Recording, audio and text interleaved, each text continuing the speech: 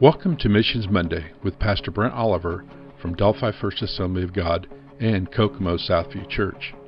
Today, we are blessed to share with you God's news of what is going on in various parts of the world.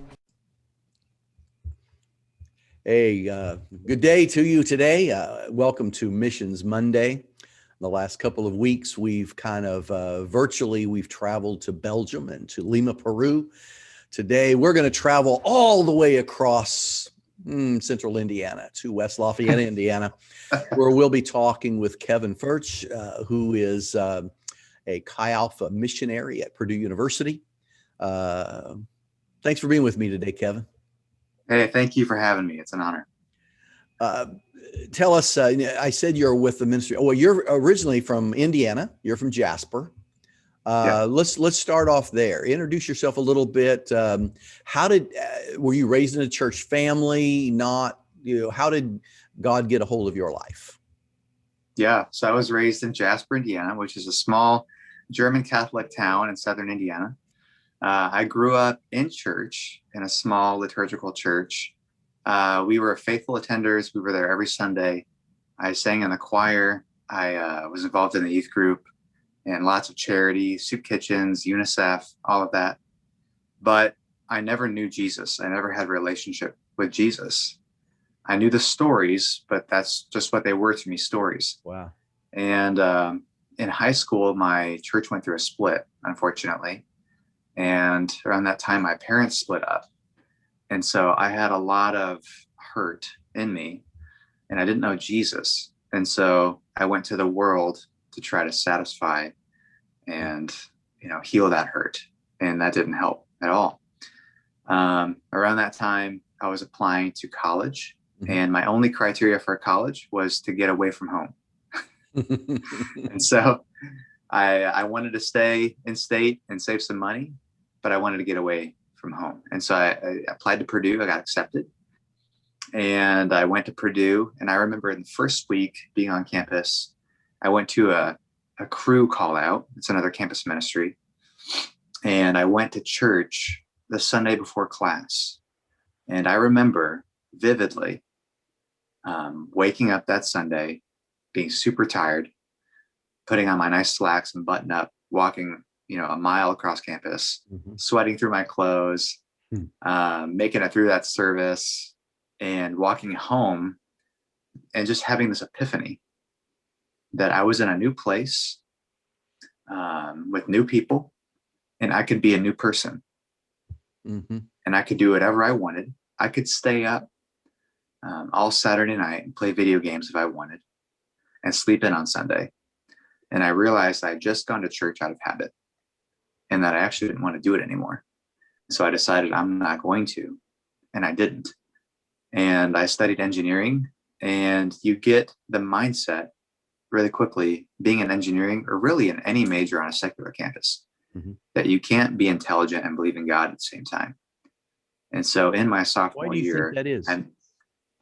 I think it's that the invisible, that faith is seen as a crutch, science is emphasized, what you can observe with the senses and prove empirically.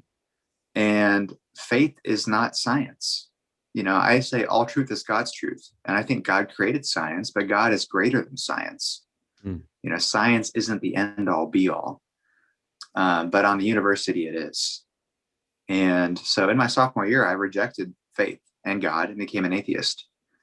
And along with rejecting God, I rejected a lot of boundaries, moral boundaries I had for my life up until that point. And I almost destroyed my own life and ended up almost taking my life. But I got connected to Chi Alpha, and I met Jesus. I was discipled, and my life turned around. It was transformed. Wow. You met Jesus, you were discipled. Would you explain that term, please? Yes. So discipleship is basically giving away what you know about Jesus to somebody else, and helping them to follow Jesus. And so it's intentional, but it's birthed out of relationship. And I had somebody in my life who pursued relationship with me. He loved me. It was just was a Chi Alpha missionary, actually. Hmm. And he invited me over to his place. He cooked me a meal, which blew my mind because nobody cooked me meals. I was just eating chicken nuggets, and something out of a can, right? Yeah, exactly. Ramen. He made me a nice meal. He shared his life with me. He asked me for my story. We opened the Word of God together, and he provided me with an example of what it meant to love Jesus and to follow him.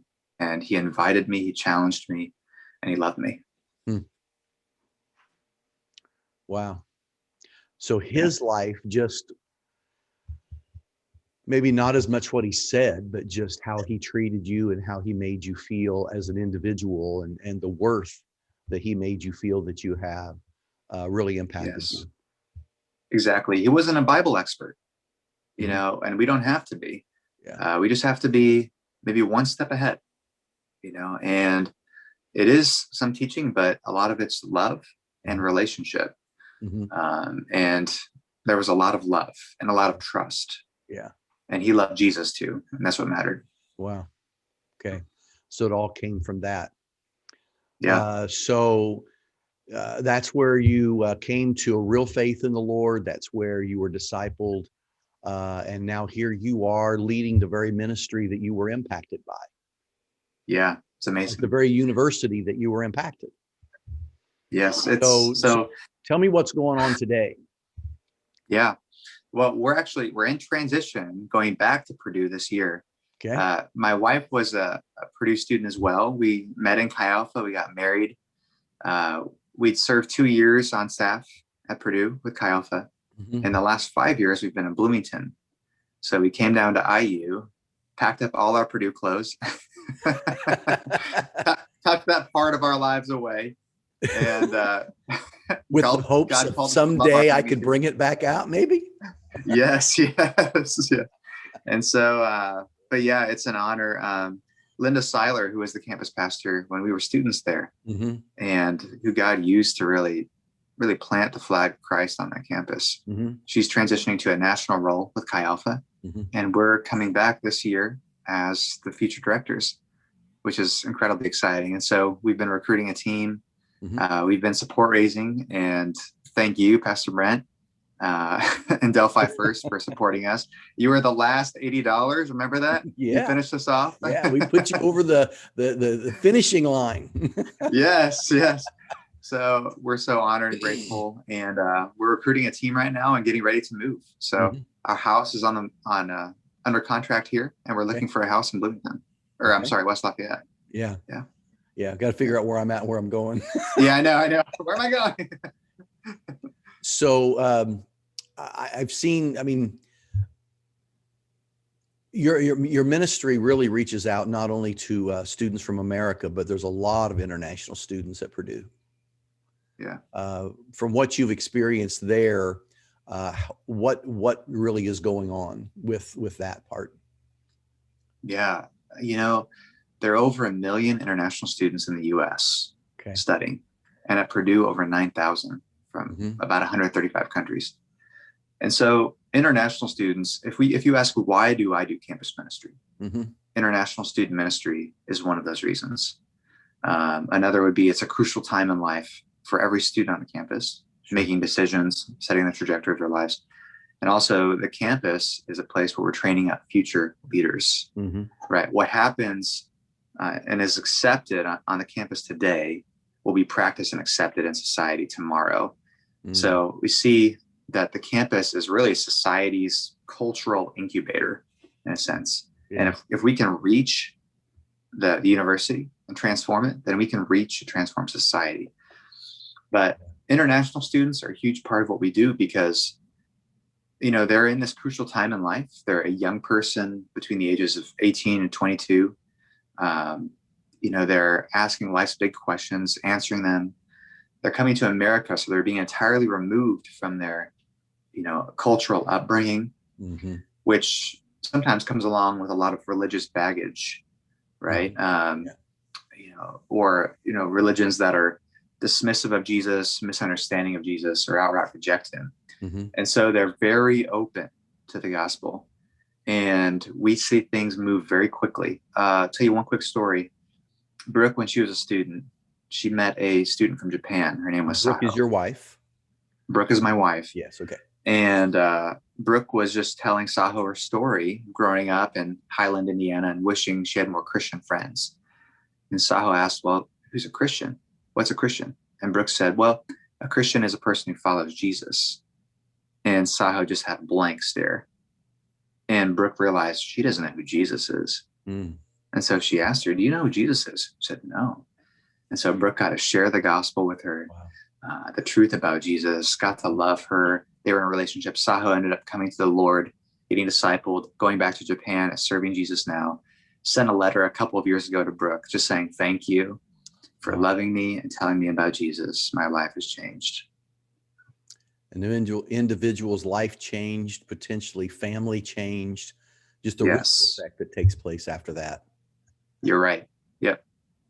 It's amazing. It's a great ministry, and we're glad to support Chi Alpha at Purdue University, and excited to see you get there and the team that you're building to really have an impact.